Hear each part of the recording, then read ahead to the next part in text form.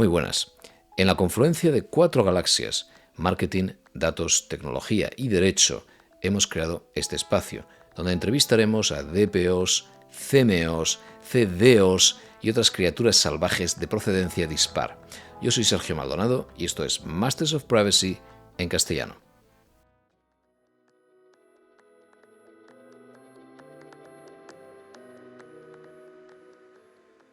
Muy bien, feliz año a todo el mundo y aquí estamos con Alejandro Prieto, que es director del Departamento de Protección de Datos y Regulación Digital de Autocontrol. Antes de esto, ha sido DPO del grupo Alsea, que en España agrupa a marcas como Vips, Starbucks, Foster's Hollywood o Domino's Pizza, y de BlueTab en IBM. También ha sido consultor de seguridad de la información y auditor para la inescapable ISO 27001. Alejandro imparte además clases en varios másteres de protección de datos y hoy nos ha deleitado con una explicación del rol de autocontrol en el mercado publicitario, incluyendo los códigos de conducta y el mecanismo de autorregulación. También hemos analizado la relación entre autocontrol y la Agencia Española de Protección de Datos a la hora de gestionar quejas de la ciudadanía y algunos otros temas muy candentes estos días. Vamos a ello.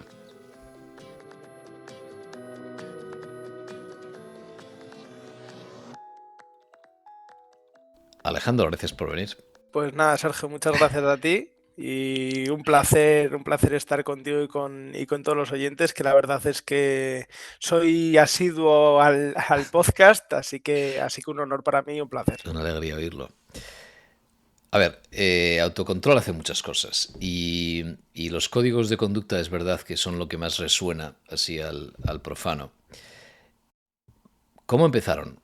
¿Cómo toma forma esto? ¿Cómo se adhieren las entidades al código de conducta? ¿Y dónde le ves la practicidad en el contexto actual de negocio publicitario digital? Pues es muy buena pregunta. Este código de conducta, bueno, como sabes, antes de la aplicación del reglamento había muchos códigos de conducta en la Agencia Española de Protección de Datos, muchos códigos aprobados.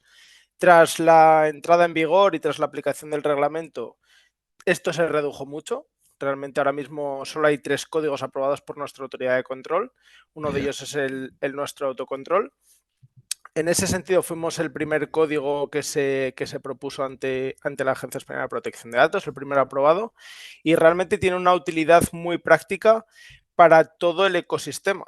Es decir, para las entidades adheridas, Sí. que les permite que las reclamaciones que vayan a recibir, tanto directamente ante nosotros, ante Autocontrol, como ante la propia Agencia Española de Protección de Datos, que nos puede remitir esas reclamaciones si entran dentro del ámbito de aplicación del código, Sí. y se puede resolver de una manera, digamos, más amistosa, de una manera más sencilla y más rápida para los interesados, porque también se resuelve por una vía mucho más rápida, mucho más Sí. friendly. Y para la propia autoridad de control, que como sabes, bueno, es una materia que tiene bastantes reclamaciones y les permite centrarse igual en cosas o en aspectos más importantes y de más relevancia y descargarse con un resultado satisfactorio por todas las partes. Entonces, ahora estamos descargando a la agencia, que es verdad que están a tope. Ya ha dejado claro la agencia que no puede más, que están desbordados, con lo cual ya contribuís a aliviar, ¿no?, esta carga de trabajo. ¿Cómo va esto? ¿Cómo se reparten esas cartas en las quejas de la ciudadanía? Nosotros lo que intentamos es que esos particulares que en ocasiones por el procedimiento de la agencia, que puede ser por la sobrecarga que ya hemos hablado un poquito más lento, vean satisfechas todas las pretensiones que tienen de cara a que se les dé de baja de una potencial base de datos, que al menos tengan información sobre qué es lo que ha ocurrido y reforzar ese derecho de los interesados a tener la información y a poder reclamar de una manera mucho más ágil. Nosotros efectivamente recibimos también, que esto es muy interesante porque esto yo creo que es una particularidad europea, en la que se nos habilita, la agencia nos puede remitir pues potenciales reclamaciones que han presentado los interesados para que nosotros lo resolvamos por esa vía. En materia publicitaria es verdad que a veces pues puede haber sanciones. Nosotros lo que hacemos ahí es que devolvemos el expediente a la autoridad de control informando de cómo ha ido esa mediación y qué es lo que ha ocurrido y luego ellos pueden tomar la decisión que crean conveniente.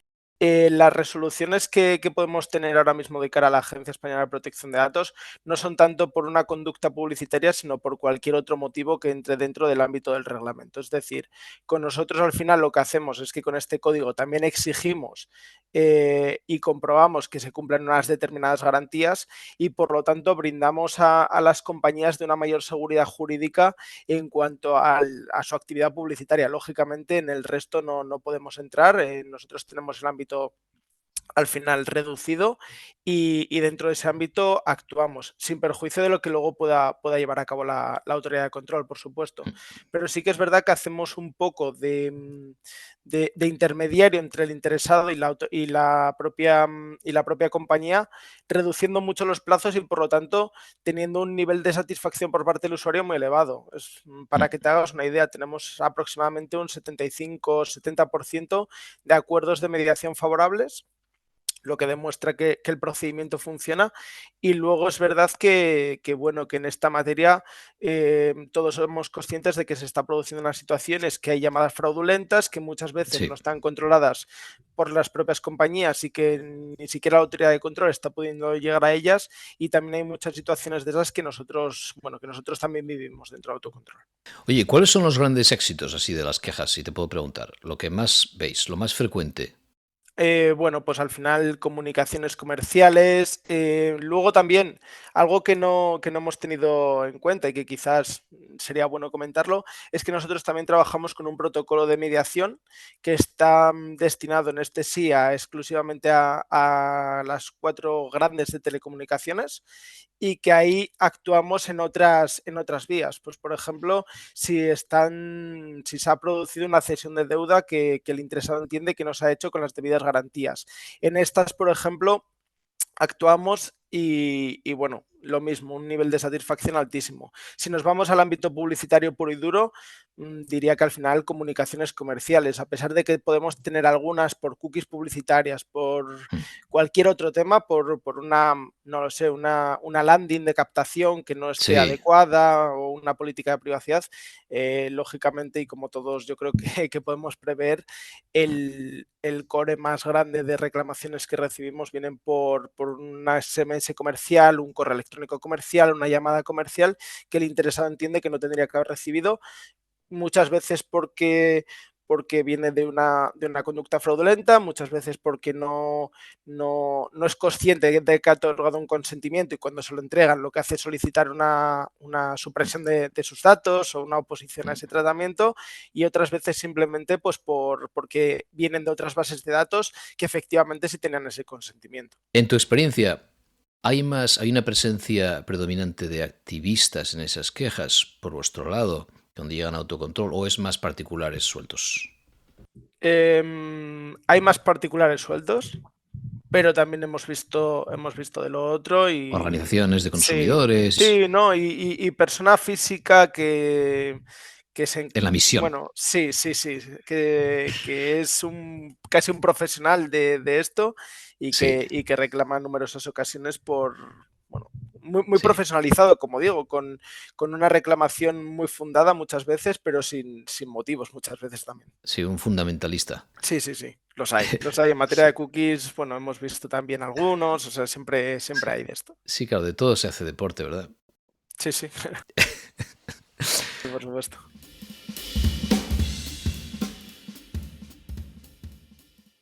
¿Cómo lo habéis abordado esta parte de poder explicar en qué consiste la actividad publicitaria y cómo se utiliza el dato, por ejemplo, en la actividad publicitaria? ¿Cómo hacéis esto? ¿Cómo os enfrentáis a ese dilema? Pues te diría que tirando mucho de empatía y sabiendo muy bien quién es la persona con la que hablas. Esta quizás es verdad que es la parte más difícil de lo que es la mediación en el ámbito publicitario. Al final, vienen todo tipo de interesados con todo tipo de niveles de conocimiento a nivel de cómo funciona la industria, de que es un dato personal, incluso muchas veces, hasta dónde tiene al alcance ese concepto de dato personal y no.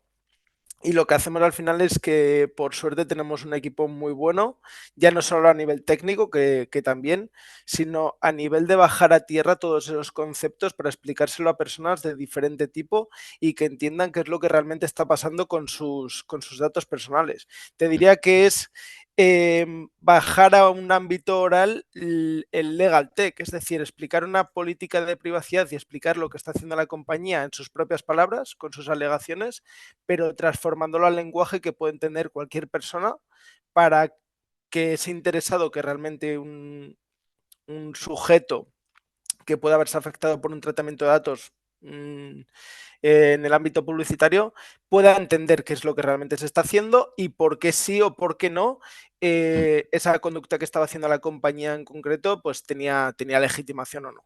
Es verdad que Claro. es lo más complejo, muchas veces de aterrizarlo a tierra, pero bueno, como también te decía antes, nosotros llevamos trabajando en un protocolo muy similar a este desde el año 2017, que se aprobó con la Agencia Española de Protección de Datos. Es un departamento con mucha experiencia en hablar con los interesados en este tipo de cuestiones y ya sabemos un poco por dónde orientar la conversación según el tipo de persona que venga a reclamar. Y oye, ¿y cómo es el equilibrio de poder en la representación en autocontrol? Esta es una duda que tengo también, porque ¿cuánto peso tienen los medios digitales, que entiendo que tienen que descansar bastante en autocontrol, los anunciantes, o cuánto peso tiene lo que sería consumidores? En autocontrol yo entiendo que está representando los diferentes actores en el mercado publicitario, por tanto entiendo que medios, eh, entiendo también que plataformas, ¿no? Grandes plataformas, medios sociales y tal participarán, pero no tengo ni idea. Cuéntame, ¿cómo es este equilibrio de poder? Hay muchos tipos de socios, agencias, medios. Ah, Nosotros sobre todo tenemos publishers, te diría y anunciantes. Anunciantes es quizás el core más grande de socios de autocontrol. Ahí, si te fijas, de hecho, en el listado de entidades adheridas, sí, la gran mayoría son sí. anunciantes. Mm, Y luego nosotros, lógicamente, somos una asociación sin ánimo de lucro que también trabajamos y este es el objetivo fundamental de la asociación, que es trabajar por una publicidad responsable, que sea legal, que sea veraz, eh, que se haga al final trabajar en favor de la industria para que se haga todo lo más correctamente posible mm, sin poner tampoco trabas al ecosistema, que es lo que tratamos de hacer. Al final tratamos de ayudar a que el ecosistema siga funcionando, pero mm, con una serie de garantías adecuadas. Por sí. eso ese instrumento de la autorregulación se demuestra muy práctico y muy efectivo, porque esto a veces, pues lógicamente evita que haya una regulación como tal por parte de la administración y que tengamos un balance equitativo entre lo que es esa publicidad responsable y lo que pueden llegar a hacer las compañías Mm. con sus campañas o con su tratamiento de datos en este caso. Claro, porque por ejemplo estaba viendo, has dicho agencias, y fíjate, me las dejaba por el camino, súper importante. Y yo veo que está Dentsu por todos los lados, tienen hasta 4 entidades, porque veo ahí Prospect y 4 Dentsus ahí metidos. Y veo a Publicis, pero no están todos, ¿no? Faltan algunos grupos grandes. Hay que tener en cuenta que este código con la redacción actual se modificó a finales de 2022, principios de 2023. No lleva funcionando con esta redacción demasiado tiempo y seguimos haciendo un poco esa labor de concienciación y de información sobre este código que entendemos que es muy garantista y muy Sí. bueno para el sector en todos los sentidos, como insisto que para todos los actores del ecosistema y entendemos que poco a poco se irán adhiriendo más a medida que vayan viendo que el funcionamiento efectivamente pues es efectivo. Hablabas de Publicis, es de los Mm. últimos que se ha adherido y en ese sentido, bueno, entendemos que las entidades están contentas y que por lo tanto, donde ahora mismo están cerca de 70, pues seguirá ampliando el número. Claro. Vale, y sí, luego ya veo efectivamente grandes anunciantes. Algunos incluso son grupos familiares, pero grandes marcas, grandes anunciantes, ahí veía. Sí, sí, lo veo. Vale, con lo cual, y luego es verdad, las operadoras que veo que tienen bastante peso. Entonces entiendo que lo que son los pequeños anunciantes es la única duda que me queda. Siempre me queda esta duda, ¿no? Hemos debatido en algún episodio el problema que siempre hay de competencia, de quién representa al pequeño anunciante. Claro, no puedes tenerlos a todos en algún lado.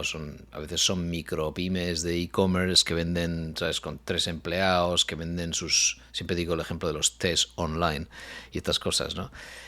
Pero claro, entiendo que autocontrol justo, ¿no? Lo que es el mercado publicitario los pilares más básicos, más tradicionales del mercado publicitario, están aquí ya. Y se van adhiriendo otros players que ahora faltan. Sí, sí, de todos modos, Autocontrol tiene actualmente unos 640 socios, si no me equivoco, en los que hay todo tipo de entidades. Hay algunas muy grandes Sí, y otras muy pequeñas que representan actualmente más o menos, para que te hagas sí. una idea, el 70% de la inversión publicitaria en España. Qué Es bueno. decir, tenemos un core bastante grande, pero Sí, hay entidades pequeñas que es verdad que quizás por la tipología de la empresa les cuesta sí, más dar estos pasos de adherirse a un sí, código de conducta como este, pero no está ni mucho menos cerrado a ellos. sí. Nosotros, en ese sentido, tratamos exactamente igual a nivel de código de conducta o Sí. de cualquier otro servicio que pueda prestar autocontrol a un Publicis que es muy grande con una entidad más pequeñita. Un riesgo que mucha gente está viendo ahí fuera y he ponderado en un par de entrevistas recientes es este de que ahora todo se está yendo hacia este escenario de que o pagas con tus datos, así como suena de terrible, ¿verdad? O te suscribes a los medios y el hecho de que hay un elemento ya coercitivo en el consentimiento, que parece que se está abriendo la posibilidad, ya ves que en Bundeskartelamt, en varias sentencias, se abre la posibilidad de que la gente sí que entre comillas, pague con datos, algo que yo siempre he considerado bastante duro.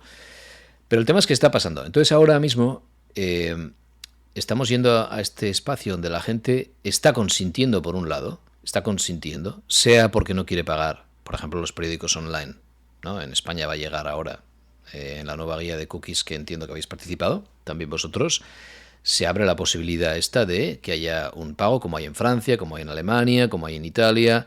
Entonces está llegando esto que la gente dice, vale, pues yo no me apetece consentir, pero es que si no tengo que pagar.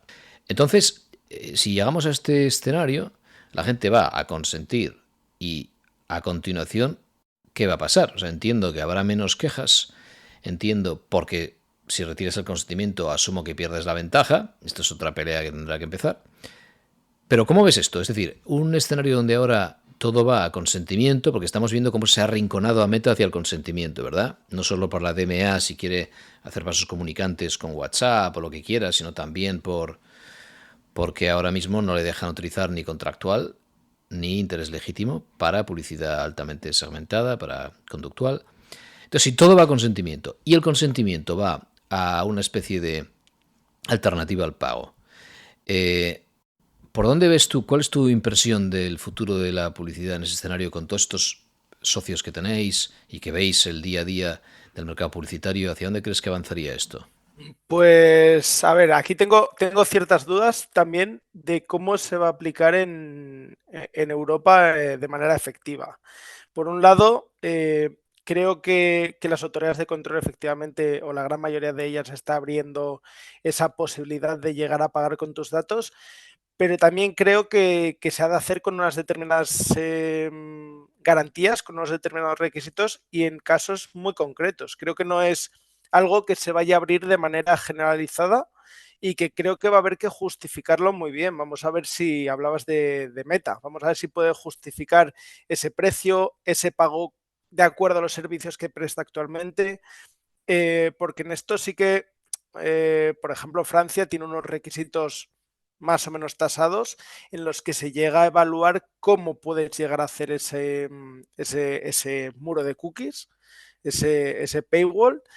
Y es verdad que la autoridad española abrió la posibilidad con esa fórmula de no necesariamente gratuito, pero también creo que el no definir qué criterios marca deja también deja abierto a las entidades a que lleguen a valorar de manera muy cuidadosa cómo van a hacer esto. Creo que vamos a tener medios de comunicación que efectivamente, y ya lo estamos viendo, ya las grandes firmas de medios de comunicación española ya lo están haciendo, ya hay muchas que tienen esos paywalls. Creo que con ciertas garantías quizás pueda haber viabilidad, pero vamos a ver cómo aplican. Y luego, por otro lado, también están en Europa debatiéndose otras cuestiones con todo el tema del cookie pledge y de qué Sí, se va a hacer actualmente con esos banners de cookies que ya se empieza, que la gente empieza a entender que son molestos a pesar de que claro, solo les están otorgando titularidad de sus datos y poder de control sobre sus datos, pero que ya entendemos que si yo voy a entrar en 20 páginas, tener que leerme 20 políticas, sí, configurar 20 paneles es sí, problemático. Y es verdad es complicado saber ahora mismo dónde vamos. Creo que se va a llegar a una solución intermedia. Creo que se va a llegar a muy una bien. solución intermedia en el que habrá una fórmula más fácil de consentir o rechazar y que efectivamente habrá en determinados casos que sí que haya legitimidad y que sí que haya viabilidad para esos paywall, pero no en todos los casos.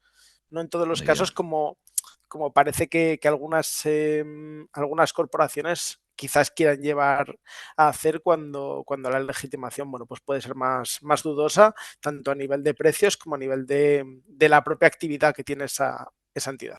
No sé qué piensas de esto y si os ha llegado o lo habéis debatido justo en el contexto de la guía o lo que sea. En Estados Unidos está avanzando muy rápido la idea de un opt-out universal a nivel de navegador, que para datos de salud, por ejemplo, en muchos estados es ya un opt-in.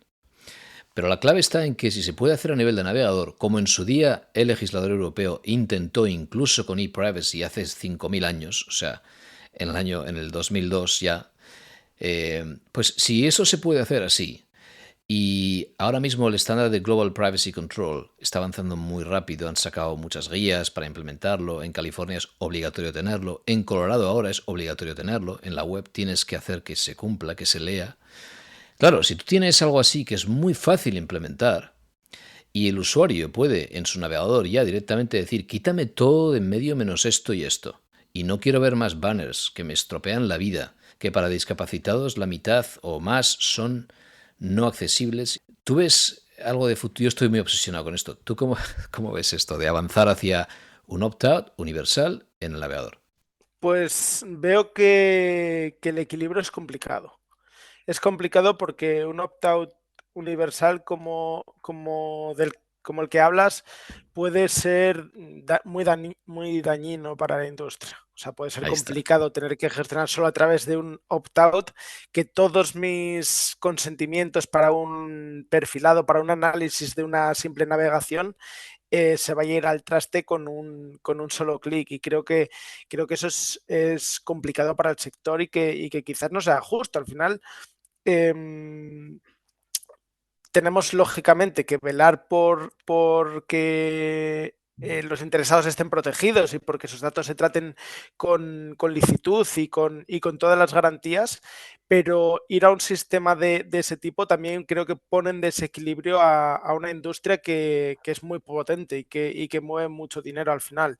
Que con determinadas garantías se puede ir a otros sistemas, y esto creo que no es competencia tuya ni mía, que es del regulador europeo y de las Sí, autoridades nacionales de control, pero creo que hay que buscar el equilibrio. Creo que hay que buscar el equilibrio porque sí. si no hay un sector muy grande que puede resultar muy dañado por una decisión que al final lo que estamos haciendo, creo, es sobreproteger a veces al interesado porque no quiere leer tampoco una política. Entonces creo que hay que buscar ese balance que entiendo que es muy complicado, porque lo es, porque al final hay Ujú. muchas páginas, es muy Sí, accesible entrar en sí. 20 páginas diarias, pero que no va a ser fácil. Obviamente no va a ser fácil y creo que hay soluciones intermedias que pueden solucionar la papeleta para ambos. El tema es que el consentimiento informado al final tiene ese problema, ¿verdad? Tienes que leer, tienes que entender, tiene que ser claro el lenguaje y llevamos aquí años también contemplando esta posibilidad. ¿Por qué no? O sea, ¿por qué es tan malo el interés legítimo, verdad? Bueno, yo me he hinchado también a preguntar esto, pero la idea de que el interés legítimo tiene que tener una cabida para cosas que no sean altamente intrusivas, porque ¿por qué vas a preguntar lo que no se entiende cuando parte del flujo natural de lo que haces es utilizar un cierto dato de una forma más o menos anónima? Y en ese contexto, lo último que te pregunto sobre esto, ¿qué piensas de Topics API, del Privacy Sandbox, que parece que no va a poder librarla por interés legítimo, porque escribe al navegador al final? pero y tenemos ePrivacy ahí siempre incordiando, ¿no? Pero la clave es que Topics API parece bastante respetuoso con el particular y no hay dato individual, son materias de interés, está como a medio camino entre targeting y contextual. ¿Qué piensas de eso, si lo has analizado? Sí, a ver, puede ser una solución intermedia como hablábamos justo ahora, pero también es verdad que también, como decías ahora mismo, con las directrices del Comité Europeo de Protección de Datos, en el que Sí, hacen esa nueva interpretación del 5.3 o esa extensión de la interpretación del 5.3 de la directiva de privacidad, creo que no tiene demasiada cabida, sí, salvo que dentro de este periodo de consulta pública sí, decidan abrir un poco la mano sí, y darle un poco de margen a la industria. En ese sentido, bueno, pues este tipo de soluciones creo que son las que hay que buscar. No sé si esta es la garantista, si esta es la adecuada, pero creo que esta solución sí que te puede llevar a marcar un poco el camino de por dónde debería ir la industria para solventar pues esa problemática que vemos entre al final, entre los propios interesados y las entidades, que es un poco las organizaciones, que es un poco la problemática, que unos no quieren o no pueden leer toda la información que se da y otros no tienen margen para hacerlo de otra manera. Entonces estamos ahora mismo un poco en un bien. callejón sin salida de todo el sector y de los propios interesados. Alguien me dijo hace poco que el problema es que no hablamos entre nosotros y que la gente que entiende del mercado publicitario al final no se les escucha en el ámbito regulatorio.